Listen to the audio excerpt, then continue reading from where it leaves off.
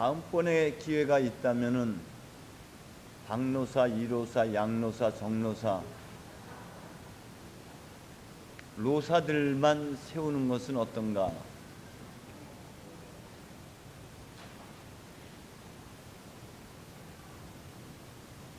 그레이스한테 박수, 부러움의 박수를 한번 보내주세요. 부럽지 않으세요? 저거 하면서 얼마나 스트레스를 날려버릴까? 저도 두들기는 거 한번 해봐야 되겠어요.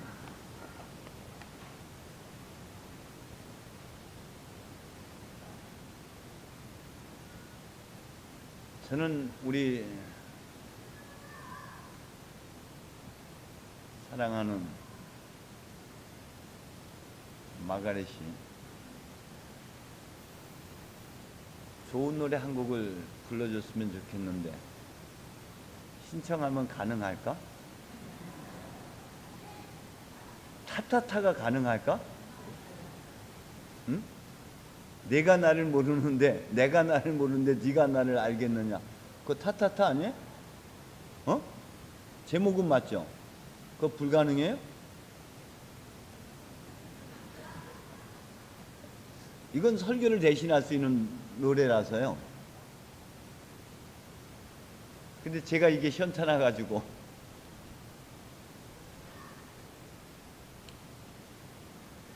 우리 그 GFS 준비하는데 또 아버지 회도 준비하고 어머니도 준비하는데 여러 가지 시간도 많이 걸리고 그 불편함도 있고, 근데 이 일들을 그동안엔 이복무 의원님과 몇몇 사람들이 도맡아 1년 내내 해왔다는 것이죠.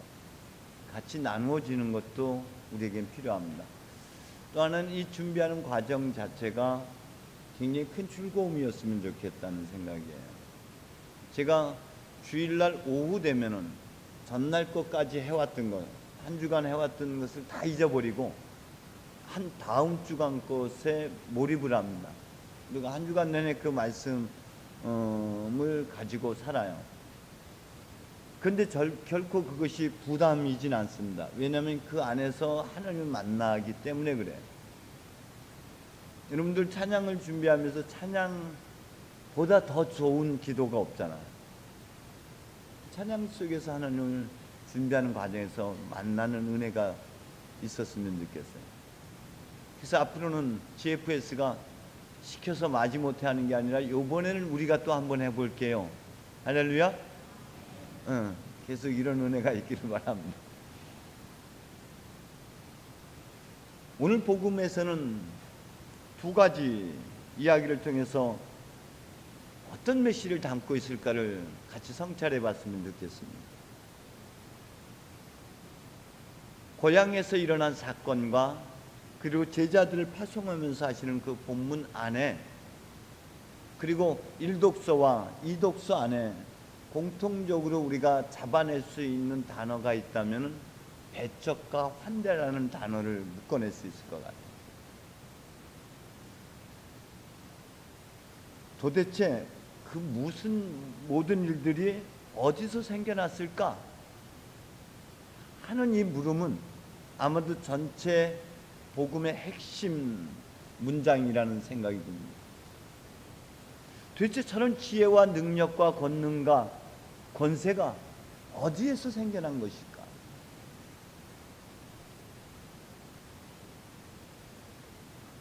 여러분, 우리가 성장하고 변화하는 것, 성숙에 다가가는 것들을 다른 용어로 표현하면 부활이라고 표현할 수 있을 것 같아요.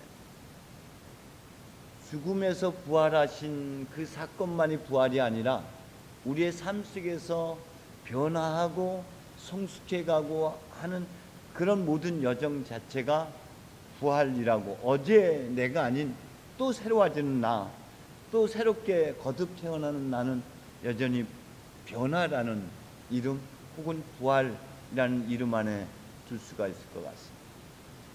근데 그 변화나 부활이라는 것은 어디에서 출발되느냐? 그것은 모름의 무지의 구름에서 출발이 됩니다. 배움은 모름에서 시작되는 것이지 안다라고 하는 자리는 배움이 끝나는 지점입니다. 모름으로부터 배움이 시작이 됩니다. 그런데 내가 나를 모르는데 내가 나를 근데 우리는 아는 척하면서 살아가잖아요. 다 아는 척, 다 아는 양, 자신도 모르면서 자신의 눈 속에 들어있는 들보를 알아차리지 못하면서 늘 남의 눈 속에 들어있는 티를 꺼내려 들고 세상을 변화시키려고 발버둥 치고 있는 게 우리들의 지금의 모습 아닌가요? 내 안에 들보가 있는데 내가 나를 잘 모르는데 근데 알아요. 너무 많이 알아. 우물한 개구리의 지식을 가지고 마치 진리인 양 착각하고 살아가고 있습니다. 그래서 찾아온 예수를 고향 사람이 도대체 어디서 생겨났을까? 이런 물음으로 간다면은 이 모름의 자리에서 도대체 어떻게 생겨났지? 어디서 생겨났지? 이건 기도로 계속 진행되는 길이에요. 마치 마리아가 천사가 마리아야 기뻐하여라, 은총을 가득히 받은 마리아야 기뻐하여라. 도대체 내 상황, 내 처지는 비천하기 그지없는데 갑자기 전해준 이 말이 당황스럽고 황당하고 이게 무슨 시나리 까먹는 소리요? 이게 도대체 뭔 뜻이요? 여기에서 마리아는 흘려보내지 않고 놀라면서도 이 말이 무슨 뜻일까를 곰곰이 생각하였다. 이게 모름의 자리입니다.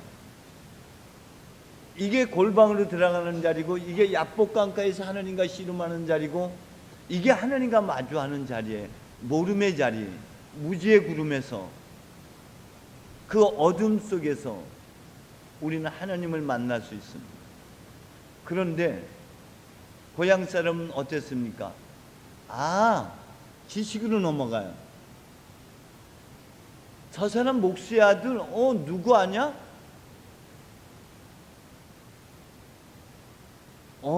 알어. 그러면 기도하다가 기도 중에 떠오르는 단어들과 이 모든 것들을 아는 순간 기도는 더 이상 진행되지 않습니다. 아는 순간 거기서 끝이에요. 그럼 그게 뭔데요? 도대체 보여준 이 영상이 뭐죠? 제가 지난번에 말씀드렸죠. 세례 요한 죽일 때 주님 앞에 난 도대체 누구예요? 나란 도대체 하느님 앞에 누굽니까? 라고 물어봤을 때 주님께서 나에게 아주 달콤한 말씀을 해주셨어요. 넌 내 눈에 넣어도 아프지 않을 내 사랑, 나의 귀염둥이. 너는 나의 희망이고 나의 전부. 너 없인 내가 살 수 없어. 너는 나의 산소와 같은 존재야. 이런 달콤한 말을 계속 해줘요.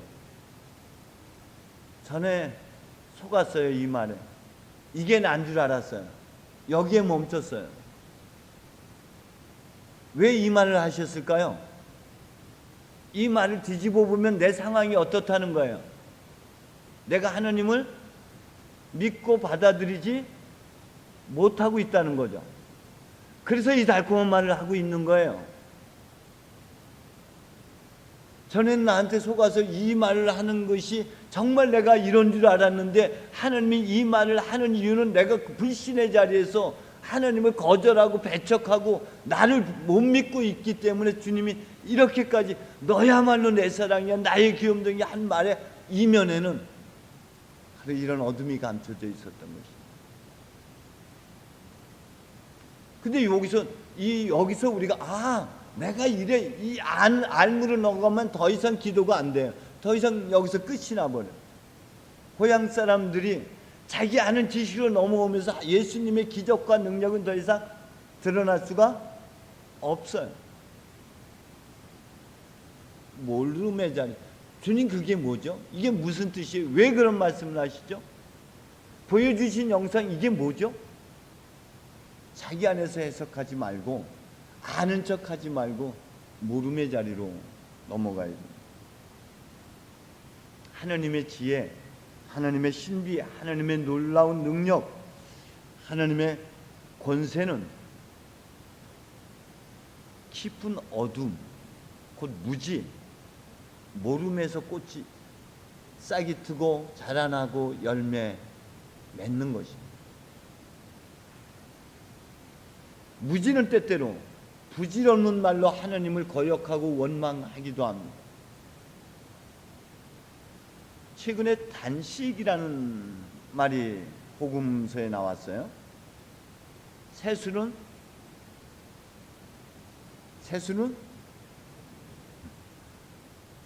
그 말의 시작점이 어디냐? 단식입니다. 왜 당신네 제자들은 단식하지 않습니까? 단식이 뭐예요? 밥을 안 먹는 게 단식이 아니라 하나님께서 말하는 단식은 이사야서 58장에서 뭐라고 합니까? 소경을 눈뜨게 해주고 굶주린 자에게 먹을 것을 주고 얽매인 사람을 풀어주고 하는 게 내가 기뻐하는 단식이다. 그렇게 말씀하고 있지 않습니까? 세술은 세부대에는 이전까지 내가 가졌던 가치관, 이전까지 내가 가졌던 삶의 방식을 뜯어고치고 새로운 가치관으로 새로운 삶의 방식을 선택해서 살아가는 게 세술은 세부대죠. 단식은 이전의 나를 끊어버리는 것, 이전에 내가 알고 있는 지식을 깨트려버리는 게 진정한 단식인 것이죠. 모름이 바로 이 단식의 자리인 거예요. 아는 척하지 말고 모름의 자리로 들어가는 거예요. 그래서 여러분, 문 없는 문이에요. 길을 닫고 우리는 실상 들어도 듣지 못하고 보아도 보지 못하는 어리석은 이 청맹관이 같은 존재인데, 이걸 인정하는 자리가 새로운 시작의 자리인데 우리는 그렇지 않다고 계속 거부를 해요. 무지의 눈을 뜨는 자리, 비로소 소리 없는 소리에 귀가 열리는 자리, 에파타의 기적이 일어나는 자리는 모름의 자리입니다. 무지의 자리, 깊은 어둠의 자리에서 비로소 알아차리기 시작하는 겁니다. 여러분이 여러분을 모르잖아요. 비로소 하나님에 대해서 알고 있는 지식이 깨어지는 자리가 새로운 지식으로 나아가는 것이에요. 새로운 지식이 지금의 지식을 깨트려 버립니다. 그것이 눈뜸의 자리입니다. 욥이 비로소 눈 떠보니 부질없는 말로 하나님을 거역한 자가 나였다라는 것이에요. 나에 대해서 새롭게 눈 뜨는 게 천지창조입니다. 새하늘 새 땅이라는 것이 펼쳐지는 새 세계가 아니라 변화된 내 관점이 달라짐으로 세상이 달리 보이는 거예요. 내가 새로운 눈을 가지고 바라보니 양노사가 이뻐 죽겠어. 과거 내가 갖고 있는 틀, 내가 갖고 있는 관점을 가지고 보면은 아닌데, 새로운 눈으로 보니까 나에 대해서, 여러분, 자기 자신에 대해서 감춰졌던, 무지에 가두어졌던 나를 알아차리는 자리, 시몬에서 베드로임을 알아차리는 자리, 야곱에서 이스라엘임을 알아차리는 그 자리, 새롭게 자신에 대해서 눈 뜨는 것이 천지창조예요. 그게 새하늘 새 땅이 열려지는 자리예요. 그게 어디서부터 출발돼? 무지에서부터, 어둠에서부터 빛이 비춰나남에 빛이 비춰지는 새로운 탄생의 자리가 되는 것이죠. 여러분, 우리가 알고 있는 지식은 불완전한 것일 뿐입니다. 성경은 이렇게 말합니다. 우리가 아는 것은 불완전하고 말씀을 받아 전하는 것도 불완전하지만 완전한 것이 오면 불완전한 것은 사라집니다. 내가 어렸을 때는 어린이의 말을 하고 어린이의 생각을 하고 어린이의 판단을 했습니다. 그러나 어른이 되어서는 어렸을 때의 것들을 버렸습니다. 우리가 지금은 거울에 비추어보듯이 희미하게 보지만 그때에 가서는 얼굴을 맞대고 볼 것입니다. 지금은 내가 불완전하게 알 뿐이지만 그때에 가서는 하나님께서 나를 아시듯이 나도 완전하게 알게 될 것입니다. 이것이 눈뜸의 자리입니다. 우리가 알고 있는 것은 불완전함 자체. 그런데 우리는 자신에게 속고 악령에 속아서 그 나무 열매만 따먹기만 하면은 하나님과 같이 영리하게 해줄 것 같아서 속아서 마치 하나님의 자리에서 전지한 하나님의 자리에 서서 우리가 살아가요. 그거 다 해봤어. 안 돼. 늘 우리는 이 지식의 자리에. 진정한 지식은 지혜로 자라나는 것입니다. 지혜로 열매 맺습니다. 그리스도는 하나님의 지혜라고 고린도전서 1장 30절에 말씀하고 있습니다. 여러분이 갖고 있는 여러분이 갖고 있는 지식, 여러분이 갖고 있는 지혜를 고린도전서 1장에서 사도 바울에 의하면은 다 둘러 엎으시고 가장 나약한 것, 가장 어리석은 십자가를 하나님의 지혜로 삼으시고 그 십자가를 통해서 세상을 구원하시고 우리를 완전에 이르게 하셨다라고 사도 바울은 고백을 합니다. 이게 무슨 뜻입니까? 예수님은 가장 어리석은 길을 선택하셨습니다. 그 길은 이 세상의 논리로는 강한 사람이지만 예수님은 강함을 선택하지 아니하시고 가장 약함, 무기력함을 선택하셔서 바보처럼 자기가 하나님인데 하나님인 것을 포기하고 십자가의 사람들에 의해서 못 박혀 죽으심을 당하셨습니다. 정말 바보 아닙니까? 가장 어리석은 자 아닙니까? 그런데 이게 하나님의 지혜인 것이죠. 왜? 십자가의 죽음, 그 무덤의 자리에서 어떤 일이 일어납니까?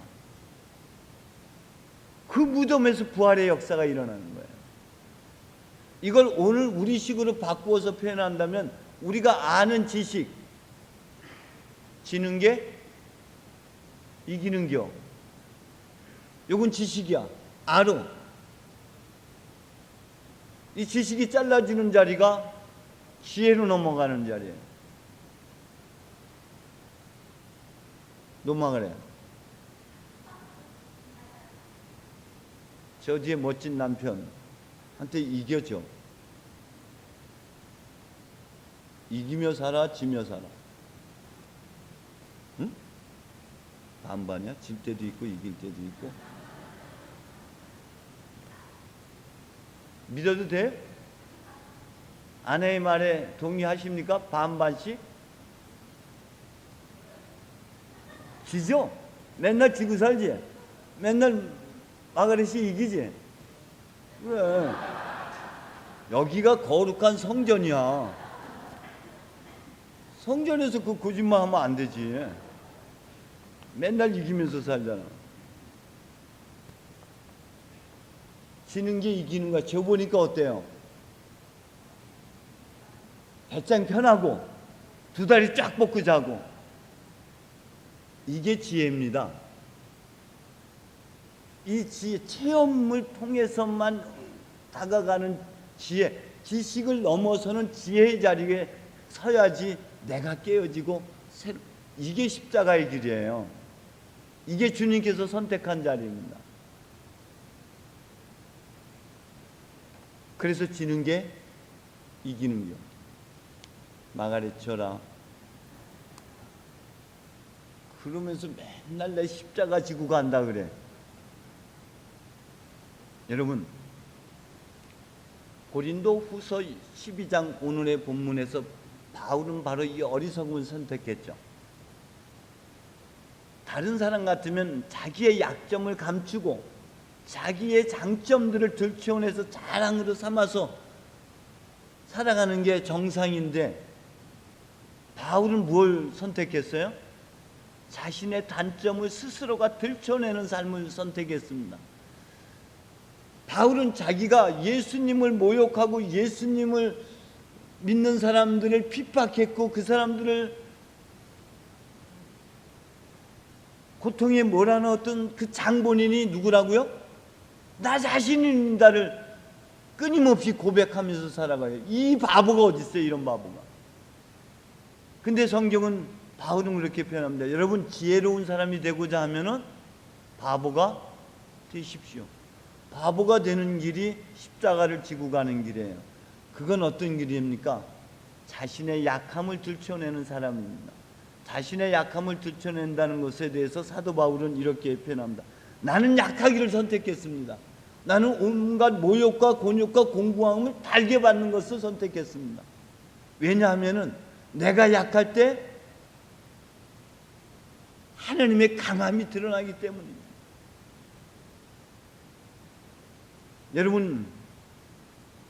여러분의 약함 속에 감춰진 하나님의 신비, 하나님의 놀라움, 하나님의 강함, 하나님의 지혜, 거기서부터 출발되는 거예요. 여러분의 실수, 여러분의 실패, 여러분의 좌절, 여러분의 절망이 여러분을 성장시키고 여러분을 변화시키지, 여러분의 자랑거리가 여러분을 변화시킵니까? 여러분의 자랑거리가 여러분을 성숙에 다가가게 합니까? 아니요. 여러분의 실패가, 여러분의 실수가, 여러분의 잘못이 여러분을 변화로 이끌어가는 은총의 자리가 되는 것이죠. 그렇기 때문에 여러분, 바울이 얘기하는 이것은 각자의 어둠을 다시 한번 들춰내고 그 어둠을 다시 하나님의 관점으로 바라본다는 것입니다. 제가 요즘 몇 주 동안 계속 강조하고 있어요. 흘러간 시간을 다시 반추해서 끄집어서 오늘에 보는 게 무슨 시간이라고요? 카이로스 시간이 된다. 흘러간 그 과거의 아픔과 실패를 다시 오늘 성령의 은총 속에 다시 오늘로 다시 되새겨보고 성령의 눈으로 재조명해서 보면은 그 사건이 내가 인식하고 있는 것이 완전 꽝이었구나, 잘못된 인식이었구나 라는 걸 알아차리게 돼요. 그래서 새롭게 해석하게 되고 새롭게 인식하게 됨으로 인해서 새로운 창조의 역사가 일어나는 거예요.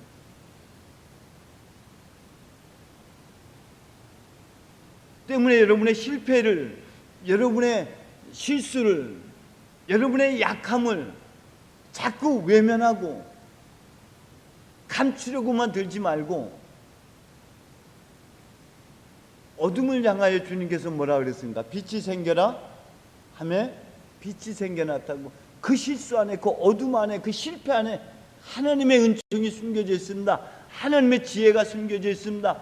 하나님의 권능이, 하나님의 권세가, 하나님의 지혜가 그 안에 있어요. 고린도전서 12장에서 성령의 은사는 어떤 이들에게 주어지는 겁니까? 약한 사람들에게 주어지는 거예요.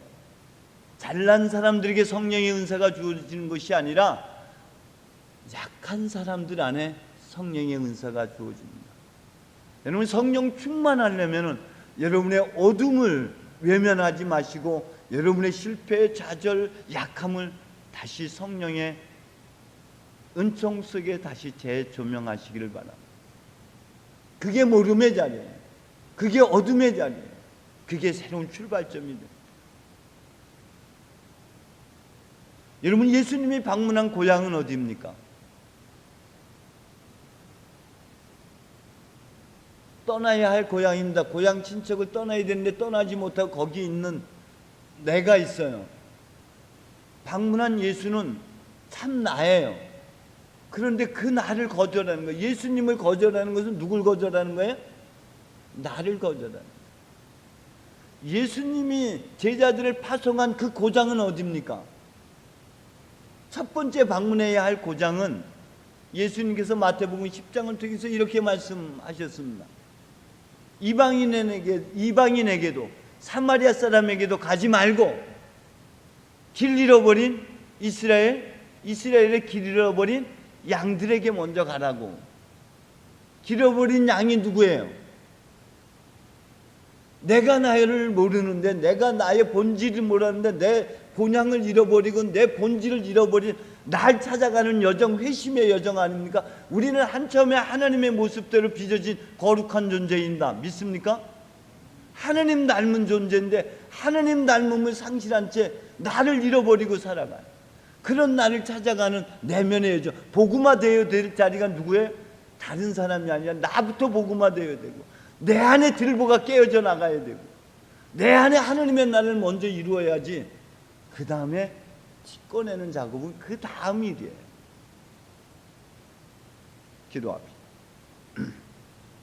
주님, 우리의 똑똑함을 불러엎으시고 가장 어리석고 나약한 십자가를 통해서 참된 지혜가 무엇인지를 보여주셨습니다. 십자가의 죽음과 부활을 통해서 증명해 주셨습니다. 주님, 우리의 무지와 우리의 약함과 우리의 어둠 속에 숨겨진 하나님의 빛, 하나님의 능력, 하나님의 권세를 알아차리는 은혜로 우리를 이끌어 주옵소서. 어두운 우리 내면 깊은 골방 속 감추어진 하나님의 보물을 찾게 해 주옵소서. 예수님의 이름으로 기도합니다.